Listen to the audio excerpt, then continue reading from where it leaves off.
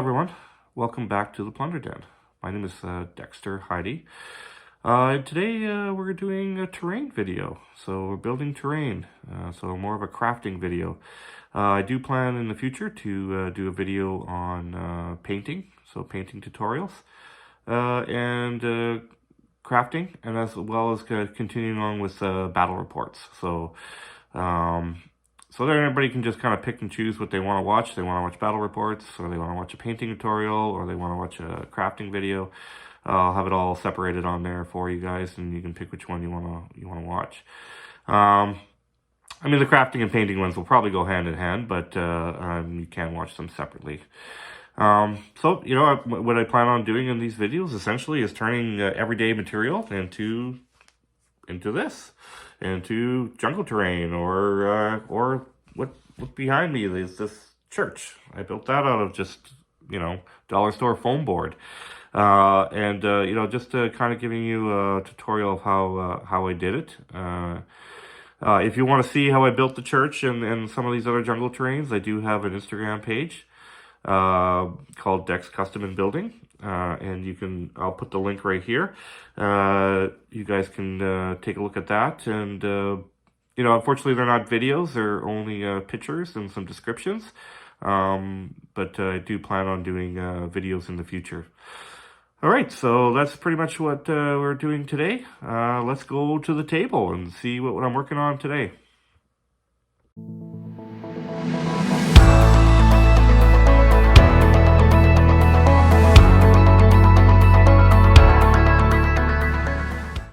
Okay, welcome back, everyone. So this is what I got going on the table. I figured I'd cover just a few things of material that I like to use, and kind of what I've been working on right now. And so just a few techniques to texturize some of your foam board or insulation foam and all that kind of stuff. So, which makes it easier to build. You know, this temple I got over here. I built this out of insulation foam. And I want to talk about costume jewelry. So that's kind of a weird thing, but you can actually start there. You can find fantastic crafting products in the jewelry department of your local crafting store. Here in Canada, it's my favorite store is Michael's. Michael's has pretty well anything you need for crafting, and it has an excellent jewelry section. So I'll just show you a few things on here that I picked up just recently that I thought would look excellent on my temple. So not this in itself, but it's a good start. But then I did find these other little trinkets in the jewelry department that look, I kind of want to go for an Aztec kind of Mayan feel to my temple. You know, I just super glued it in there, essentially, and I got these guys here. So what I plan on doing is just plan on gluing these on the side of the building. And then once you paint over it, you can't even tell what it is, and you can adjust whatever you want it to make it. You can make it look rusty or worn, or maybe there's covered in moss and you can only barely see it. Anyways, we'll make that decision when I get to that stage of it. But I just wanted to show you, you know, different things you can do. I've done other types of jewelry. I've used small ones for shields. Let me just go get one. I'll be right back.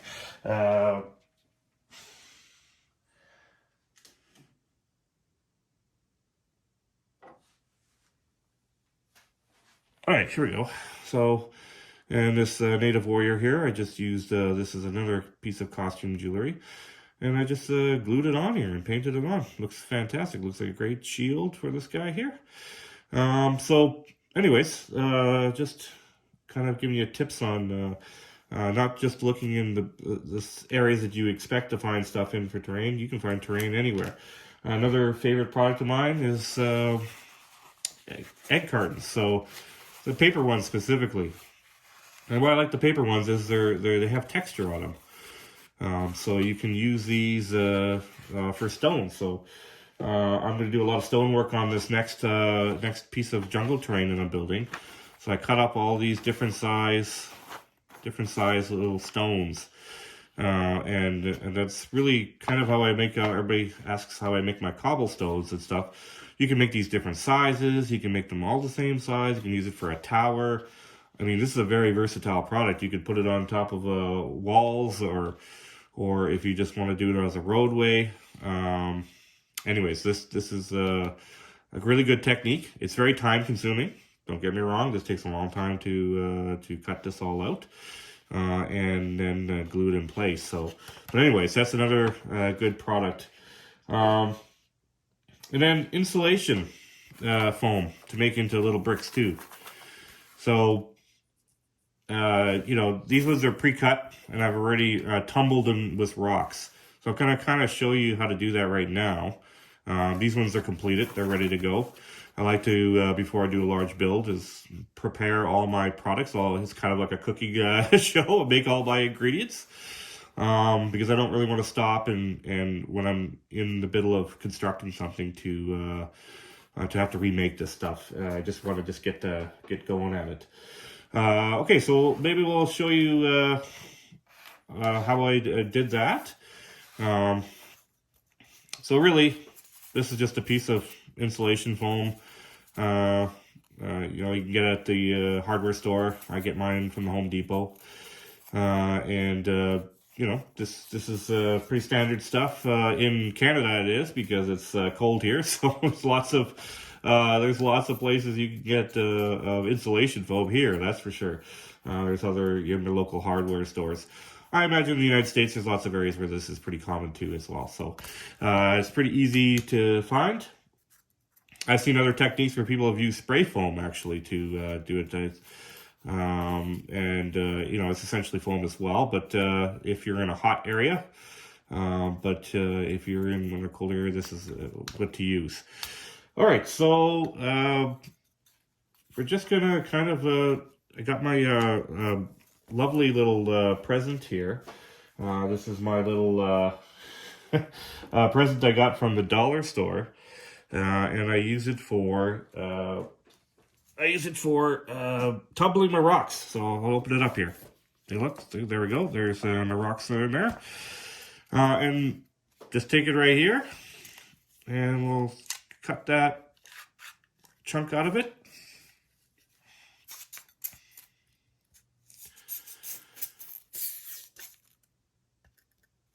And you make all sorts of different types of size bricks. You can make square ones. Sometimes I take it and go an extra level and cut it into a smaller brick, whatever. A lot of brick walls have multiple different size bricks. You know, maybe if you're doing a tower, maybe you want to make them a little more uniformed or such like that. Or maybe you're just doing a wall and you want to do a whole bunch of different size ones.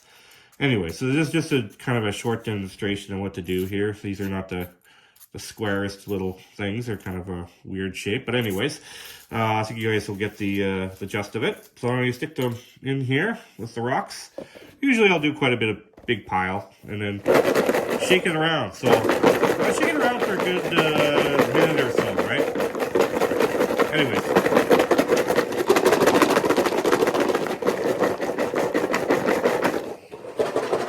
Take it off camera there a little bit. All right. I probably didn't shake it around long enough, but I only put a few in there, so it should be not too bad. Anyways, you can see it starts to put little dents and stuff in it. These ones that I've completed, I've already tumbled for quite some time. You know, a couple of minutes. I shook them for a couple of minutes. And they leave little indents. You might not be able to see that on camera, but they do leave indentations. So when you do the dry brushing and painting, you'll highlight all those raised areas. And it'll give it a really good stone look to it. So that's a really good technique. You can use just a tinfoil ball. That works as well. Just pushing it on there. I find that the rocks make bigger indentations, and I think it works better. All right, so just moving on to one other product I want to talk about. So dollar store foam board, I keep talking about that stuff, and everyone's like, what do you mean by dollar store foam board? Dollar store is my, we got Dollarama here in Canada, and the Dollar Tree. Dollar Tree is my favorite because they carry this Ready board brand. So just take a look at that label there. That's the brand that I use. Always look for the one with the American flag on it. So this stuff is fantastic. It's cheap. You know, it's $1.50 here in Canada, and it's easy to what I like about it. It's easy to peel. So there's other foam boards out there. They're a little harder to peel, but you can't really take it off as well.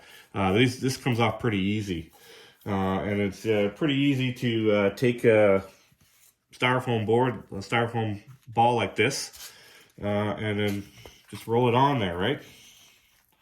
Just like that. Kind of all over the place. And you get a great texture. It kind of looks like a stucco or a drywall effect, or a stucco effect, sorry. And then you can see I've done this on my temple here. I've kind of done styrofoam. Actually, I've used this ball all over the place on here to kind of give it that stone look to it. Again, it'll have raised areas, and when I dry brush in here, I certainly are going to add a lot of bricks in here, but any areas that are showing exposed walls, at least it'll be texturalized, and it'll look stone, it'll look uniformed, and it'll match the rest of the temple here. All right, so that's kind of another little tip. That's kind of another product I use. So we covered some jewelry and some insulation foam, egg cartons, and then this dollar store foam board. So I also use these to make my bricks. And I really recommend, I have a dowel here that I use. All I do is use a knife and cut off the end, and then I kind of sand it so it's not so sharp. And that's your carving tool. So you can, you know, I want to carve a door in here. I've done the whole church. When I did the church build, all I did was use this to cut in the brick design. After I texturized it, I just put brick design in there and painted it up. It looked like bricks. So this can be a useful tool too, just to carve in what you want. Sometimes you don't have to glue it on there. Sometimes you can just carve things in and imply that it's there, and that's good enough, right? So you got that also. So I recommend you can use a dowel. You don't have to. You can use, I've done it with a pencil, or even one of those clicky pencils, and just not push the lead out. I mean, it's all sorts of things you could use. As long as it's not too sharp on the end, because if you do sharp, it'll actually tear this foam board, and it doesn't work too well. So anyway, so that's just another technique. But I used it to carve all these. What I essentially did is cut these all in long strips, and then I drew designs on them. So they're just basic rudimentary designs on them, but they're very effective for doing ruins or gluing onto your temple to add, just that added extra level of detail. That makes a huge difference in the overall image of it, so the way it looks. So I've cut a whole bunch out here. You can see they kind of look like a plate of onions, but they are made for this temple here. So I'm planning on gluing all these materials onto this temple, and then I was certainly going to do, like I mentioned, a paint tutorial. I'm going to do a paint tutorial on how to paint the temple too, once I glued it on. It's kind of funny, once I glue it all together, it kind of looks like a gingerbread house or something like that. It looks crazy with all these different colors and different textures on it, and but I promise you, at the end, it'll look like it belongs together. You just paint it all one color, and it will quickly rectify that. So we'll do that in a later video. So I just kind of wanted to do an introduction to some of the materials I use and kind of what I'm working on. This temple actually is part of a larger piece I'm planning on doing. Kind of have it over here, and I'll show you in a later piece. It's going to be an arena. So the king or the emperor would have sat in here and oversee the arena in front of it. So it's going to be part of a greater piece. But I do want to make this modularized. So I like to make my pieces modularized on here. So I can take this off and use it on another battlefield. It's not stuck on that jungle terrain. I can use this temple on something else that I want, maybe attached to a different jungle terrain, whatever. Maybe I just want to have a temple in the middle of the field, whatever. So there's different things I would like to do with it. If once I glue it, I don't want to glue it down because then it becomes a permanent resident on that piece, and I can't really do anything with it. But anyways, I just wanted to show you what I've been working on right now. And will be part of a greater piece.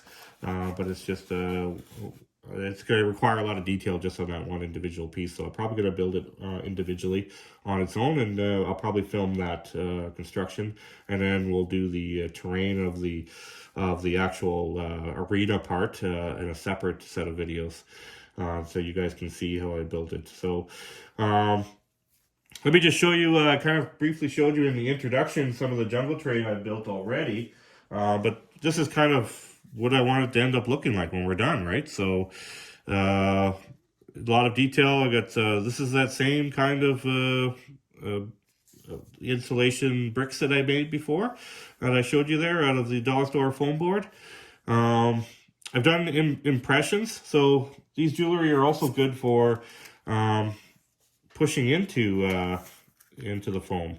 So you want to push it into the foam. It also leave an indentation too, so you can do that as well. This stuff's great. You can put anything into it, push anything into it. I've done that in here. That's why I've kind of made this decorative kind of a design on the wall here. But anyways, this is just kind of an example. It's one of the smaller ones I built, but it's part of a series. I do plan on building 6 pieces. I've already built 3. And again, it's available on my Instagram page if you want to see how I built the first 3. But this one I plan on doing on video. I will post a video on Instagram and on my Facebook pages, so just so everybody can see on there as well. They don't necessarily have to watch this YouTube video. All right, so that's it for today. I'm sure there'll be we will be working on the temple next, so I'll probably get a little bit started on it and kind of get you guys some idea where I'm working on, and then I'll film some of the processes of what I do when I'm actually building, and then we'll do that in the next video. Hope you guys enjoyed this, and I will see you again, hopefully.